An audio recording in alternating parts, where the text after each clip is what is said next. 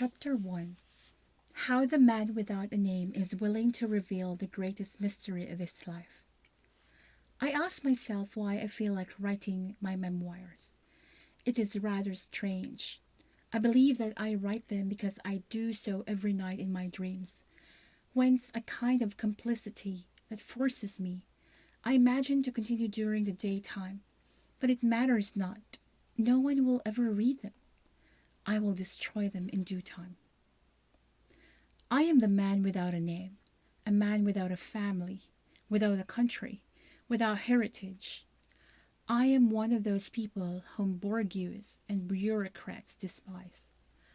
On the account of this, and of those who have wanted to be good to me, I have suffered stupidly. If only I had known what happiness would come from it. But I was too young to guess from that misfortune can spring up rockets and suns. I was at first a small boy without a name. It seemed to be 3 years old. I was crying and dragging myself on a Polish road. This was in 1920, therefore I can safely presume that I was born in 1917. But where? From whom? It seems that I could scarcely speak, that my Polish was very poor and my Russian still worse. I did not appear to understand German. Who was I? I could not even say my name anymore. For after all, I had a name and I had answered to the call of my name. Hereafter, I will have to be content with the name chosen by my adoptive parents. Even today, after 50 years, a wave of anger, although much lessened, crosses my heart every time I recall Dr. and Mrs. X. They were good, they were generous, they were magnanimous. They had no child and they adopted me. They loved me more, I believe, than a child of their own. They loved me because I had dragged them out of the despair in which sterility had plunged them. I believe that they considered me as a gift from heaven, for they had such a strong piety that they referred to God all that happened to them. Of course, they taught me, as if it were a game, to do likewise.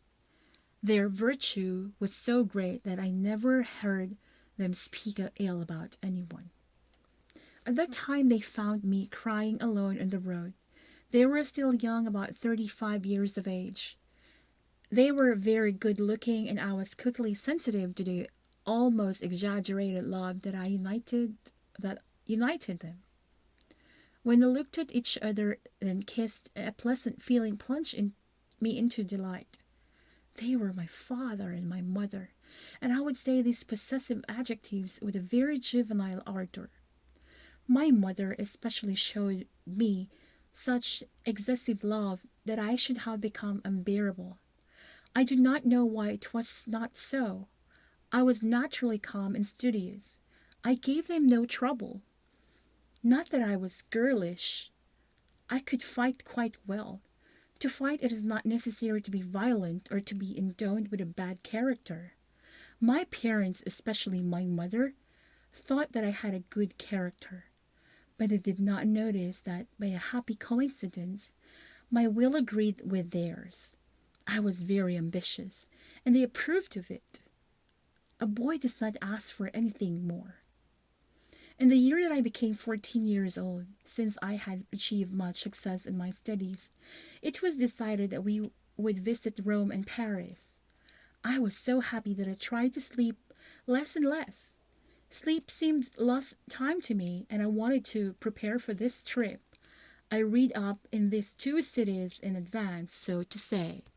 One night, when my eyelids refused to obey me and to stay open, I imagined that my father must have some kind of medicine to keep sleep away, so I tiptoed to the parlor. They were in the adjoining room, and they were talking about me. They were worried about my passport, saying that I was not their son. It was like a thunderbolt, do you know?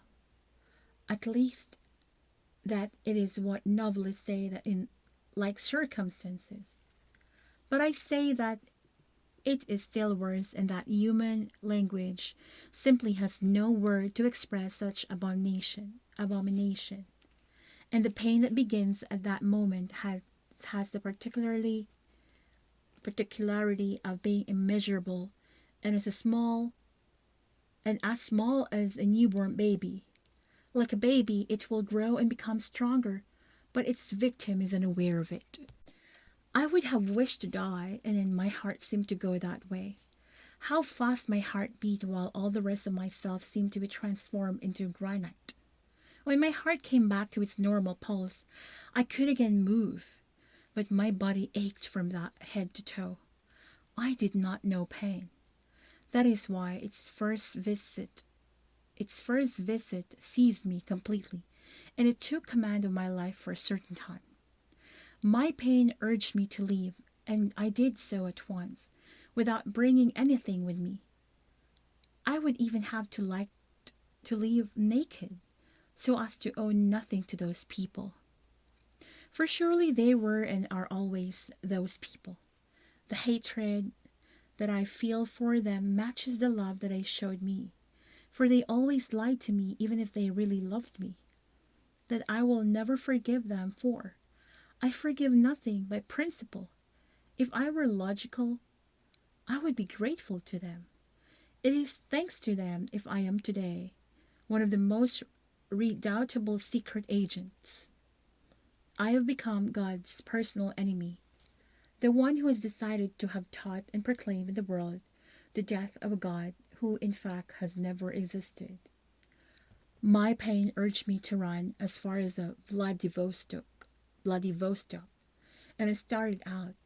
But after a few thousand minutes, although I was a husky boy, I had to lean against a wall to regain my breath. The wall became a cloud to me, and I slid to the ground stunned. At the same time, a far-off voice was saying, "Oh, he is a poor boy." I turned around with the intention of strangling the woman trying to show me some kind of maternalism. My homicidal project was checked by disgust. I would never touch even the tips of my fingers to the skin of such a hideous person. I tried to speak, but I choked. 2 women were trying to make me drink alcohol. I spat it out and immediately fell asleep. Broad daylight woke me up. A woman sitting at the foot of my bed was looking at me. Thence she carried me. She might have been the same woman, but she no longer had makeup on her face. I said to her, "You are less disgusting than you were last night." She answered calmly, "Than the day before yesterday." That was why I was so hungry. I asked for something to eat because women are destined to feed men.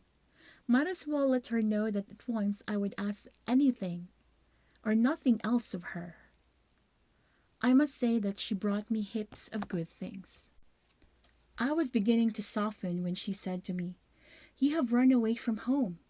"And you are so and so." I answered nothing, waiting for what was to come next. She added, "I can help you to cross into Russia." "How do you know I wish to go to Russia?" "You spoke in your sleep." "So that is how you have learned my name." "No, it was in the newspaper. Your parents begged you to return. They promised not to scold you." "I have no parents." She must have understood that I have decided not to return because she said, "I have relatives in Russia. I can help you and help you cross to the border." It was like a flash of light for me, so I asked her if she would agree to carry a letter to a comrade of mine who would return from a class at noontime. She seemed pleased to be able to do something for me. I prepared a short note in code. Happily, we had this habit to amuse ourselves, and no one ever knew anything about it. In this dramatic circumstance, I could therefore make use of what had to seem to be just play for us. The pal in question was rich, and his parents were spoiling him outrageously by giving him much more money than he needed. I hoped that one day, or that on this day, he had some substantial savings destined to buy something completely useless. I knew that the friendship he felt for me. I mean that we felt for one another, would have passed before anything else, and that would send me all the money that he could spare, all the more so because I did not hide from him my intention of crossing secretly to Russia, a country that he admired for its audacity. In fact, as he did not get along well with his father, he preferred Russia, his mother's country, and I knew that, although he envied me, he would have died rather than admit that he had some information about my running away. I even remember that an uncle of his was a civil servant at Leningrad. I asked him the address of this uncle and a word of recommendation. At that moment, the woman was about to leave. I quickly added a postscriptum saying, I want to enter the party and to become someone great in the party. It was to be my vengeance. The woman waited in front of my friend's door until he would return from school. She was lucky, because that day he returned at 2 p.m. My friend recognized her and gave her a parcel. It contained a long coded letter for me, a letter in regular wording for the uncle, and a nice bundle of money. A really good guy. I will not divulge, for reasons easily guessed, how I came to pass the border to end up at Leningrad. But on the other hand, my first visit to the uncle had something of an unforgettable character, since I know it by heart. I amused myself at relieving it periodically. I ignored what position the uncle occupied in the Russian administration, but I decided to be frank with him. If I wanted to reach the rank that I had set for myself, I thought it'd be better to play the game of frankness with this unique man. I think that he understood me very well at this very first visit, and that I pleased him. The uncle told me that I would have to study first of all the doctrine of the party and languages. All would depend on the quality of my studies. I answered that in everything I would always be first, and that I would soon know more than my professors. It is agreeable to have someone with whom you can show your true self. He was the only one. I told him so. He was flattered, although he answered me with a slightly ironical smile. At that moment, undoubtedly, I undoubtedly was stronger than he, and I felt a wave of joy invading me, the first since I had run away. It did not last long, but it seemed to me a good omen, just the same. I studied ferociously for 6 years. My two only joys were my trimestrial visit to the uncle and my hatred for God, with the certainty of becoming the unquestioned chief of the universal atheism.